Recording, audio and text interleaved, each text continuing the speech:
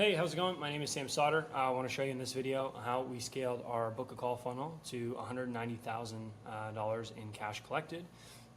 We did it from zero. We started 6 months ago with $10,000 monthly advertising budget, $20K a month in fixed expenses, and we've really scaled up aggressively since. Okay, so here's proof of that. You can see here, we've collected. If you want to see one more screenshot, I'll show you this here. You can see here for our profit and loss from Jan to August. About 700K cash collected there. That's reconciled inside of QuickBooks. And you can see here's just a couple of payment processors. We actually use 2 payment processors in this account for diversification, but there's proof of that. Now, here's the problem that most people are facing when they try and crack paid advertising spend, okay? Number one is they can't scale out of referrals, okay? So referrals are great when you get them, but they're just hard to create, okay?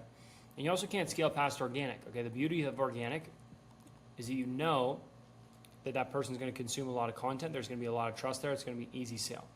The downside is it's unpredictable, and you don't know when that's going to come, okay?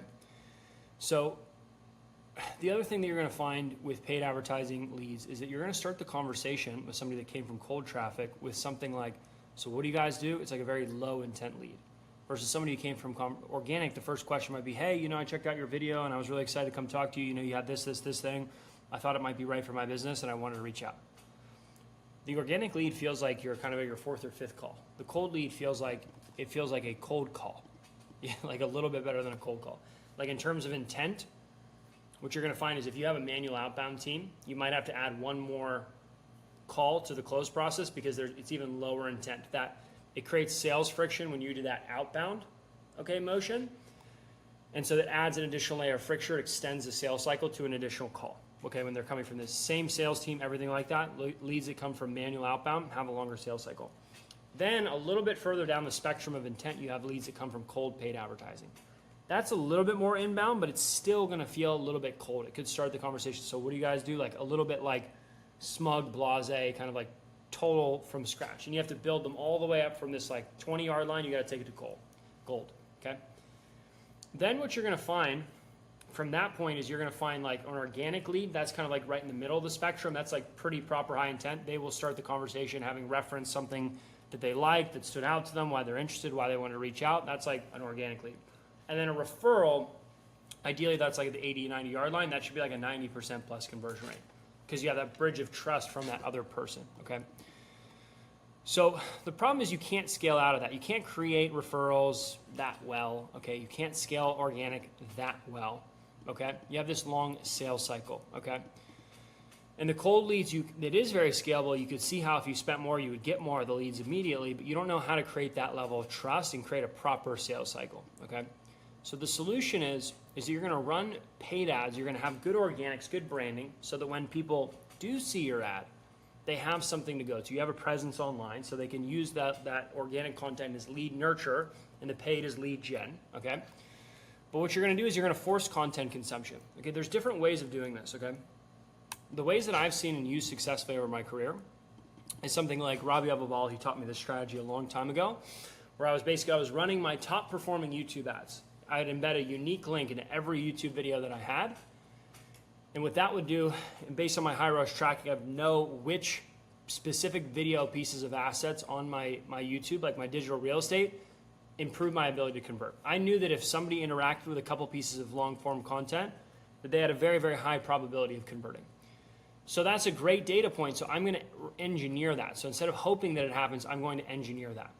So what would happen is basically I would run engagement campaigns to have more people see those ads. And then I'd retarget them then to book the call, okay? I can talk to you about the pros and the cons of that strategy, but it's very effective. The second option that you have is you can run a content second strategy. So instead of running the engagement campaign, targeting the people that are booking the call to get on the phone, you can run a content second strategy, which is somebody books a call, and then when they're in that 14-day buying window, you can run engagement campaigns to them. This is something like Jeremy Haynes would refer to as like his hammer them strategy or things like that. And both are really powerful and both really have their place, okay? What we have found recently that works really well for us is we run these content second strategies. So we have over 50 pieces of unique content, short and long form.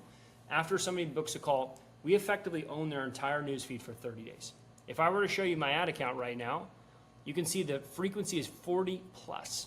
That's a huge deal. How many more deals would you close if somebody consumed 40 pieces of content prior to speaking with you? Probably a lot, okay? Now, the best way to force consumption, you can run the lead nurture campaigns, okay? You should also run them on omni-channel, okay? So if somebody books a call on Facebook, you want to ideally retarget them across and use this strategy on LinkedIn, Google Display Network. Google Display Network, by the way, is super cheap, phenomenal platform for retargeting ads. But YouTube, PPC, GDN, and LinkedIn, okay? That's very, very important after somebody's in that 14-day buying cycle, okay? After somebody opts in and books a call with my team, that email address gets added to a custom audience, and then it gets removed 14 days later via Zapier, okay? All right, so that's the solution there. Now, you can see here, we have all of these unique post ID that are proven pieces of organic content that are geared to converting. If you don't have the proper tracking set up and you can't see lead journeys, then you'll be completely clueless as to what specific pieces of content are going to lubricate your sales cycle most, okay? But you're going to run those post IDs as engagement campaigns, exclude the people that have already watched that piece of content, so they're served 45 pieces of, key here, unique content, okay? And that's going to leave you with a frequency of 40 plus, okay? And I'm doing all this by only spending 10% of my overall budget for these campaigns. Now, I implemented this strategy with a client starting July 1st, and you can see our qualified lead to close rate rose from an average of 4.5% to, drum roll, 8.2%, doubled, okay? I paid 10% more to nurture those leads because those are my highest intent. I got to really force that consumption in that key buying window, or I'm losing all that energy, dissipating, okay? So I nuke them with this content in a very short period of time, and it doubled the conversion rate on the back end, okay? So hope that was helpful. It's a very short video on how you can engineer content consumption, okay? You can also, if you want to supplement that, add some content to your thank you page, add some content to your email sequences. We typically write very value-dense emails for our clients that have really, really engaging, captivating content there, and then we link them to long-form content, okay? We answer all their commonly and frequently asked questions. Okay, this is another Jeremy Haynes concept. Typically, there'll be questions, if left unanswered, will halt the buying cycle. So you want to know what those questions are, what's coming up on the sales call, and you want to add those into the marketing, and you keep doing that over and over and over again, okay? So what's next for you? Okay, you're watching this video and you're wondering, what do I do next? If you're making more than 100 grand a month, I have a website. It's called West Channel Media. One sec.